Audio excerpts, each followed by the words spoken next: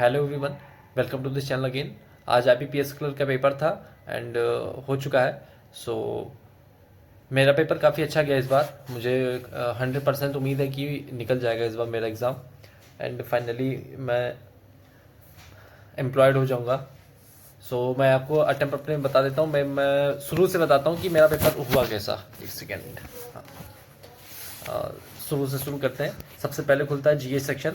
तो GA section में मेरे अटैम्प्ट है 16, जिसमें से मेरे 2 मार्क्स वाले हैं 6 क्वेश्चन, जो कि सारे सही हैं, मैंने मिला लिया। 5 मेरे एकदम सही थे वहीं पे ही एग्ज़ाम में ही, और एक मैंने लगाया हुआ था तुक्का। कौन सा लगाया था मैंने, मुझे ये नहीं याद है, पर वो मैंने कैलकुलेटर रिस्क लिया था, मुझे याद था। बस वो एक दो ऑप्शंस में मुझे कौन सा था मुझे याद नहीं आ रहा है। याद नहीं आ रहा भाई अभी। तो टोटल मेरे 6 के 6 सही है मेरे 2 मार्क्स वाले में, और बाकी मेरे 7 क्वेश्चन मेरे यहाँ से हो गए 1 नंबर वाले में से, और 5 मैंने इसमें कैलकुलेटेड रिस्क ली थी 1 नंबर वाले में, जिसमें से मेरे 2 और सही हैं। तो टोटल मिला के मेरे 16 में से 3 गलत हैं।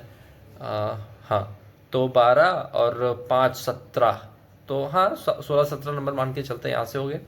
बाकी इंग्लिश, एक सेकेंड में GA बता देता हूँ कैसा था। GA में भाई स्टैटिक पार्ट था तुम्हारा।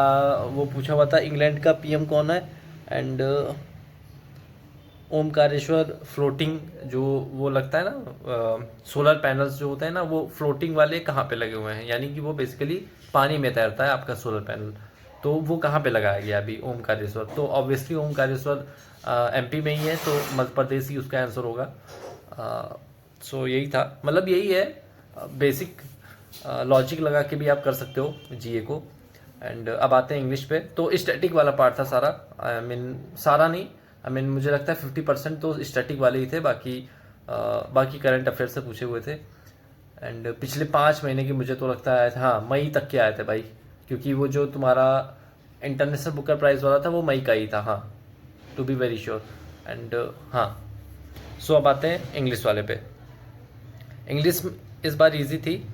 SBI क्लर्क से, इस SBI क्लर्क में जैसा इंग्लिश आया था वैसे उससे तो बहुत हल्का था। एंड मैंने 31 अटैम्प्ट किए हैं, जिसमें से मुझे नहीं लगता उसमें से गलत है, क्योंकि मैंने एकदम बहुत सही करता हूँ हमेशा, मुझे तो लगता है। ज़्यादा से ज़्यादा मुझे लगता है 25 नंबर आ जाएंगे इसमें, और क्या, 5-6 गलत हो जाएंगे तो मैं 25 नंबर आ जाएंगे। तो 25 यहाँ से, और 15 मान लेते हैं GA से, तो 40 यहाँ से हो जाते हैं। बाकी आते हैं रीजनिंग पे। तो रीजनिंग में मैंने 1 मार्क्स वाले 7 क्वेश्चन किए हैं, और 2 मार्क्स वाले 11 क्वेश्चन किए हैं। रीजनिंग में मेरे 2 पजल बने थे, एंड 2 मार्क्स वाले में, और हाँ 3 पजल बने थे मेरे। एक सिंगल पजल थी, जिसमें बस मतलब सिंगल क्वेश्चन था उस पजल में, छोटी सी थी। एंड एक वो फ्लावर वाली थी, वो मैंने बना ली थी, और एक नॉर्थ साउथ जो देख रहे थे वो बना ली थी, जो रो में बैठे हुए थे 6 पर्सन, तो ये मैंने बना ली थी। तो टोटल मेरे हैं इसमें 18 अटैम्प्ट है, जिसमें से मेरे नंबर बन रहे हैं इसमें 29। ठीक, तो अब आते हैं क्वांट पे। क्वांट में मैंने 1 मार्क्स वाले में 11 क्वेश्चन किए थे, इजी था, कोई दिक्कत नहीं थी। एंड 2 मार्क्स वाले में मैंने किए हैं 10 क्वेश्चन, हाँ। तो 31 यहाँ से हो गए, और रीजनिंग में 29 हो गए, तो 60 यहाँ से हो गए। तो टोटल मेरे वही 100 नंबर बन रहे हैं पूरे श्योर शॉट।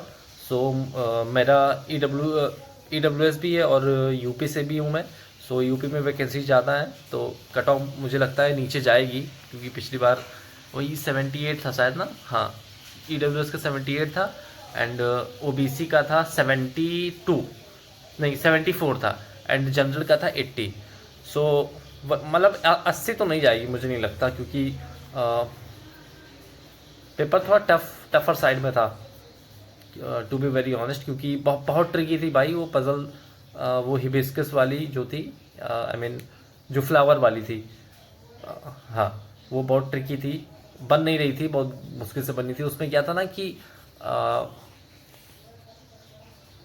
7 पर्सन है, और वो अलग अलग फ्लावर्स को पसंद करते हैं, और उनका वो दिया हुआ था, ईयर दिया हुआ था, और 2025 को बेस मान के उनका एज निकालना था। तो वही उनकी एज का डिफरेंस वगैरह बता करके उसमें दिया हुआ था। तो बहुत सारी पॉसिबिलिटीज़ बन रही थी, कि पॉसिबिलिटी कैंसिल करके फाइनली जाके बन गई थी। एंड हाँ, तो फाइनली यही था। तो मुझे लगता है 100 है, 100 मार्क्स आते हैं तो और कम कर लेते हैं थोड़ा सा, मैं एकदम सेफ साइड मान के जो 5 नंबर और कम कर लेते हैं तो 95 है।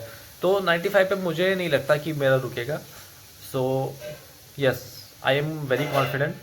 आई hope I will get chance to being an employed person. So yeah, that's it. And अब आरआरबी क्लर्क का एग्ज़ाम है आगे, सो अब उस पर फोकस करना है। कल से वगैरह भाई मॉक टेस्ट वगैरह सब चालू हो जाएंगे। इस बीच रुका हुआ था क्योंकि यही आईबीपीएस क्लर्क फोकस करना था। और आगे अब तो अब आरआरबी क्लर्क के बाद देखते हैं आरआरबी पीओ कैसा होता है, क्योंकि उसका प्री मेरा ढंग से गया नहीं है, ढंग से पेपर हुआ नहीं था, पता नहीं, देखते हैं। 52 ही अटैम्प्ट थे मेरे यूपी से। एंड उसके बाद ईसीजीसी पीओ है, फिर ओआईसीएल एओ भी आ गया है। तो एग्ज़ाम अभी आगे लगे हुए हैं, सो अभी मेहनत करनी है। अभी तो जस्ट ये बिगनिंग है। सो या दैट्स इट, थैंक यू।